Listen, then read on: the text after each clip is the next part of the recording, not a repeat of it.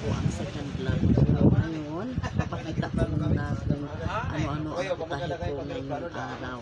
Tuesday po ngayong araw, diba? Tapos, pagkatapos po, ituturuan ko po kayo kung paano gumawa ng ukoy. Okay? Ito po, unang-una, syempre hindi ito mawawala, ang ditong isda. Tapos ito, adobong pusit. Hindi yan mawawala araw-araw, kailangan meron yan. Kasi hanap-hanapin nila. Tapos ito pansit, at saka ito ampalaya and toge, at saka sari-sari na may gata. Tapos ngayon ang chicken ko, adobong chicken. Tapos ito yan po ang tinulang isda. Tapos ito ang pastil. Tuturuan ko po kayo kung paano gumawa ng pastil. Okay? Tapos ito po, ito ang sati. Kailangan araw-araw din po yan. Tapos ito, lil. Second, mapangalawa na to. Dalawa. Ayan, ang tawag dito sa Cotabato, sa Maguindanao, plil. Pero palikambing po sa aming tausog. Tapos ito ang daral. Tapos ito ang pastil na tausog. Okay. Yan lang po. Ngayon, yan. Ito po ang kusina ko, ha. Tapos ito ang camera. Camera ko. May nagbili ng plil. Wait lang. Yan. Dalian mo, Dana, at saka si Nainay. Okay. Tapos first, unang-una po, ito ang may toge, malinis na kung iyan. Tapos hipon, at saka ako nilagyan ko po ng spring onion sa English, pero sa Tagalog dahon bawang. Tapos cornstarch, and then flour, harina, saka tubig syempre. Tapos ngayon, hiwain na muna natin ang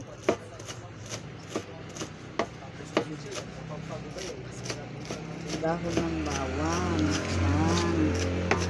Hiwain ko ng tapos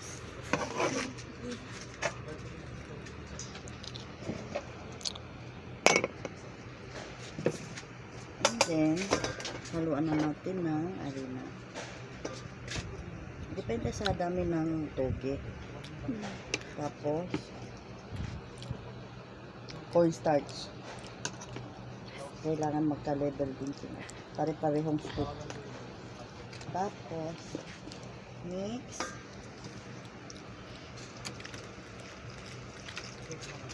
Lagyan ng tubig.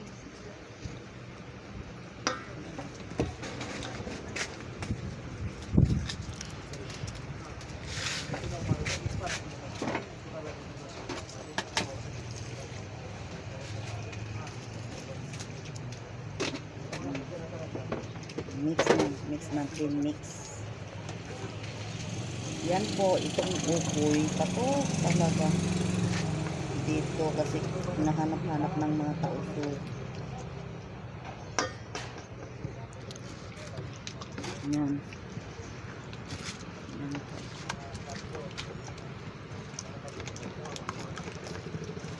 Okay.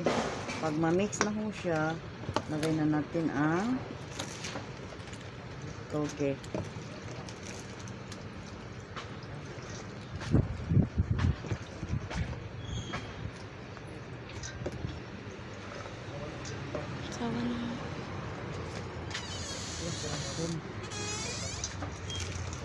Mix. Halo ng mabuti.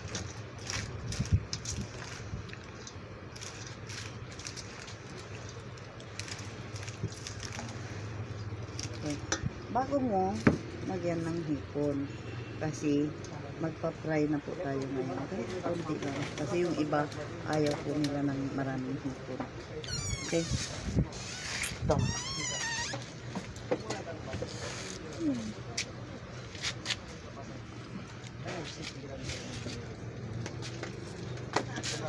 Ang gasol namin. Wala na po paghawak kasi sa dahil araw-araw na ginagamit. Magprito tayo. While magprito tayo, magpakulo na din ako ng tubig niya.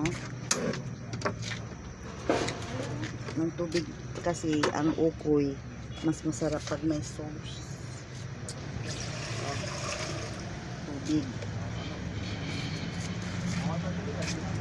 Painitin muna natin. Tapos ang kailangan natin sa sauce, dapat may mga lamas. Ang tawag dito lamas, ang ingredients niya po. Ito. Bawang, nandito na ang bawang, asin, at saka konting sili. Pero ang sauce ng ukoy dapat maanghang. Yun ang gusto nila. Kaya ito ang may tubig siya, pakuluan muna. Tapos lagyan siya ng bawang. Yung ingredients niya po, lagyan din siya ng brown sugar para manamis-namis.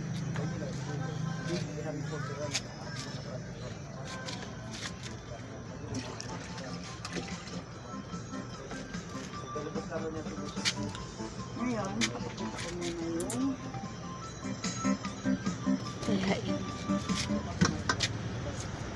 prito.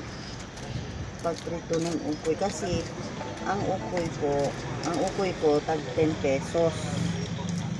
10 pesos po. Kailangan mainit eh.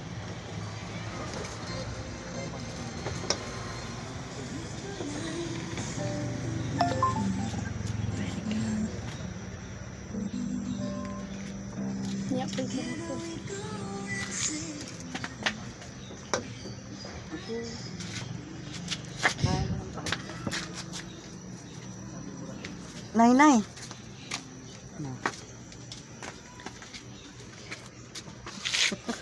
Yung mga assistant ko ba, gusto din nila mag-vlog. Medyo kulang ang cornstarch niya.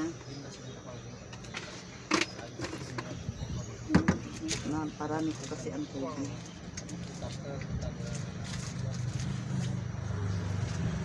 Yan po.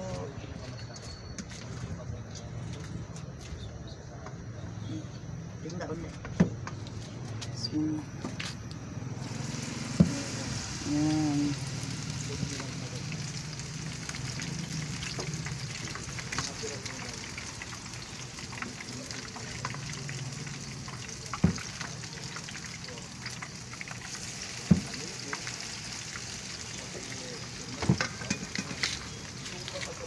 Yan. Hintayin natin mag golden brown. Kukusunti.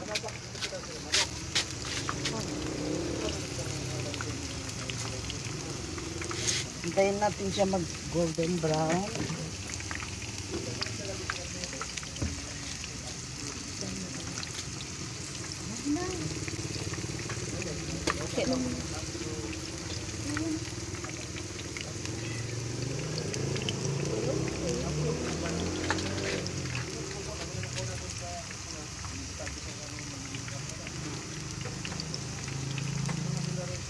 Yan.